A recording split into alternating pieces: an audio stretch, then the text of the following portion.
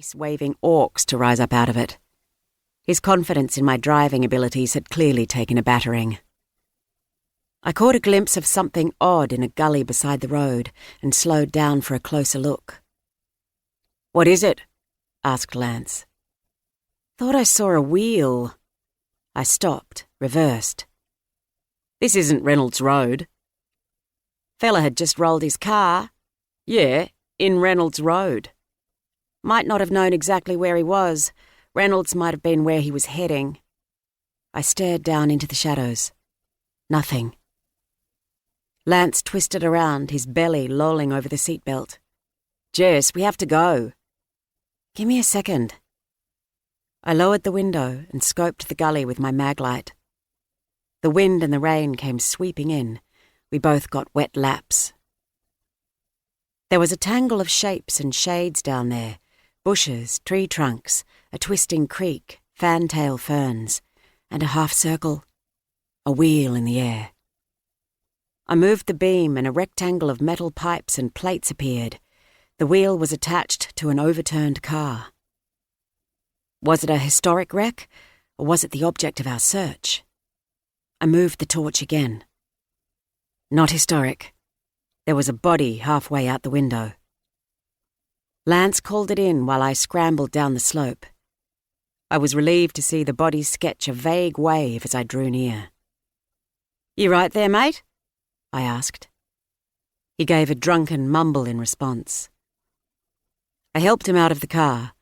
He was in his 30s, rubber-jawed, red-eyed, breath smelling like the back bar of the Satellite Hotel.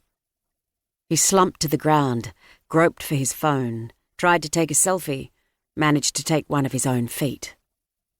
"For the assurance," he mumbled. "Yeah, right." I gave him the once-over. He seemed okay. I tried a breathalyzer, but had trouble getting enough breath out of the bloke to take a reading. I was still trying when Lance arrived, panting. "How is he?" "Pissed as a public urinal." "Ambulance will be here in 20 minutes, he said. "CFA 20 seconds, he added, glancing back down the road along which a set of flashing lights were approaching. Those guys never gave up. Danny Clarion came surfing in on a black mud wave. "Just got a call," he said. "Tree down at Wycliffe Rise." "Trees are down everywhere." "This one's killed someone." Wycliffe Rise? I'd never heard of it. Then again, there were a lot of things around here I hadn't heard of. The ranges around us went all the way to Queensland. Half their luck. I was still trying to get my bearings in this part of the world. Main thing I'd learned so far was where to buy the best coffee and pies. "How far's this Wycliffe Rise?" "Night like this," said Danny. "Half an hour." A tree toppled in the distance. "One of those hits you, maybe forever." I nodded at the car below us. Its driver flopped back against the wheel, arms akimbo. Rain fell into his mouth. One of his shoes had come off. "You know this joker?" Danny peered at the car, frowned and shone the torch on its driver. "Geez, Lenny," he said. "Third time in less than a year." "Sorry, Danny," Lenny said, then vomited onto his phone. The Greendale car arrived, its crew a pair of constables just starting their shift. I wanted to get to Wycliffe in a hurry, so I handed the drunken Lenny over to them, and Lance and I set off. A string of washouts and diversions meant the trip took longer than expected. As we rounded a bend, I caught an unexpected sight in the headlights. A white horse cantering through the bush alongside the road. A young woman, maybe a girl, in the saddle. She vanished as swiftly as she'd appeared.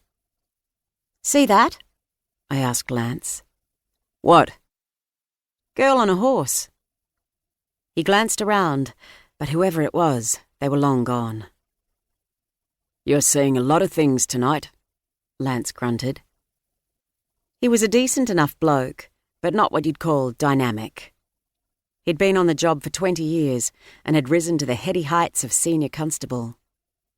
I wouldn't have blamed him if he was pissed off that I'd been appointed officer in charge of the satellite station, but if so, he was hiding.